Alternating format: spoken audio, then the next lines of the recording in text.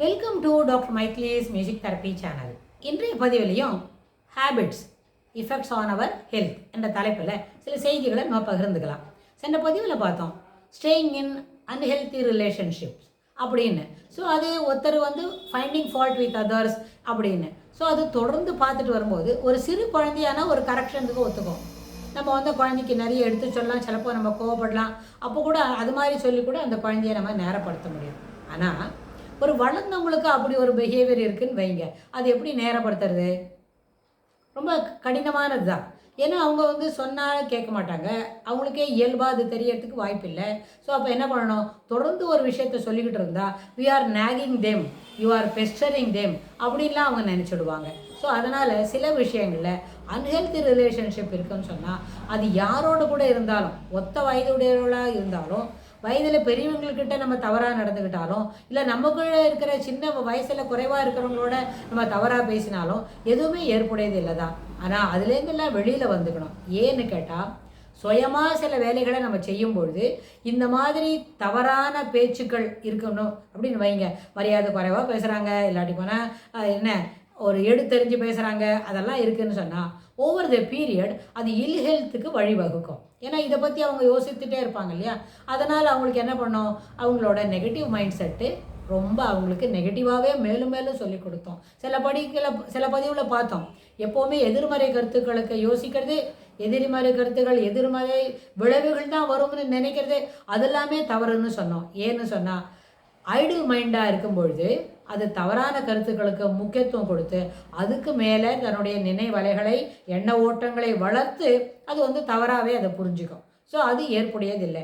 அது ஒரு பழக்கம் ஏற்புடையதில்லை. அந்த பழக்கத்திலேருந்து வெளியில் வர வேண்டியது அத்தியாவசியம்.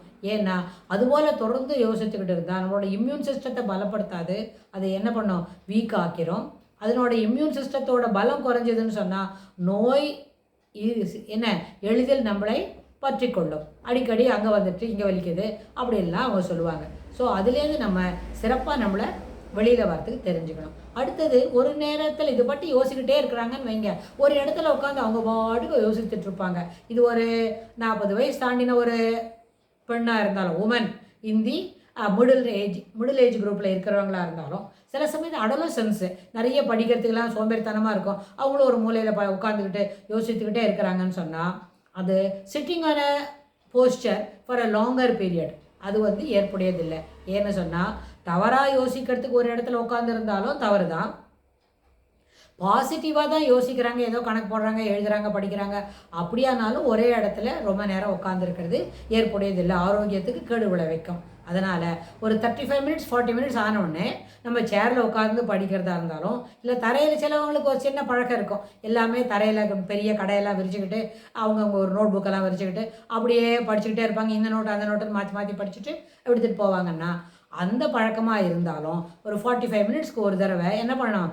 எழுந்து அந்த போஸ்டரை மாற்றிக்கிட்டு ஒரு 5 மினிட்ஸ் எப்படி என்ன காலார நடந்துட்டு வருது, இல்லாட்டி பண்ண இடத்த விட்டு எழுந்து போய் ஒரு சின்ன ஒரு 1/4 டம்ளரில் தண்ணி குடிக்கிறது, அதுபோல் எல்லாத்தையும் பண்ணிவிட்டு again you come back to your posture, அதில் உட்காந்துக்கணும். அப்புறம் sitting in a wrong posture, unhealthy posture. சிலப்போ அவங்க என்ன பண்ணுவாங்க? கூனிஞ்சிக்கிட்டு உட்காந்துருப்பாங்க.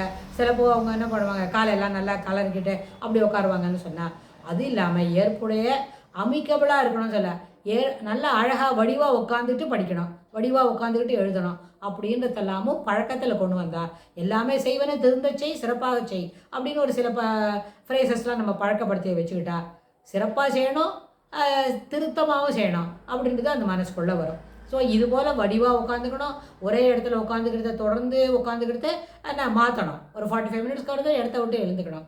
இதுக்கப்புறம் எப்போவுமே இந்த சன்லைட்டில் இருக்கணும்னு சென்ற பதிவில் சொன்னோம் இல்லையா? அதுபோல் வரைச்சு ரொம்ப வாண்டாத பானங்களை, பீவரேஜஸ் அடிக்கடி சாப்பிட்றதை கூட நிறுத்திவிடலாம். ஏன்னு சொன்னால் அதில் இருக்கிற அந்த கார்பன் போட்டு செய்கிறாங்க இல்லையா?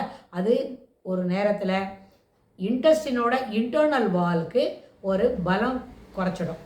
அது சரியான அளவுக்கு செரிமானம் ஆகாது, சரியான அளவுக்கு நம்மளுக்கு அது ஹெல்த்தியான ஆட்டிடியூடை கொடுக்காது. அப்புறம் ரெகுலராக மெடிக்கல் செக்கப் பண்ணிக்கணும். ஒரு 60 வயசு தாண்டினவங்க அப்படின்னு சொன்னால் அவங்க 2 வருஷத்துக்கு ஒரு தடவை ஒரு மெடிக்கல் செக்கப் பண்ணிக்கிறது ரொம்ப அத்தியாவசியம். ஏன்னு கேட்டால் அந்த சில நேரத்தில் என்ன தவறு உள்ளே நடக்கிறது நம்மளால் கண்டுபிடிச்சிக்க முடியாது.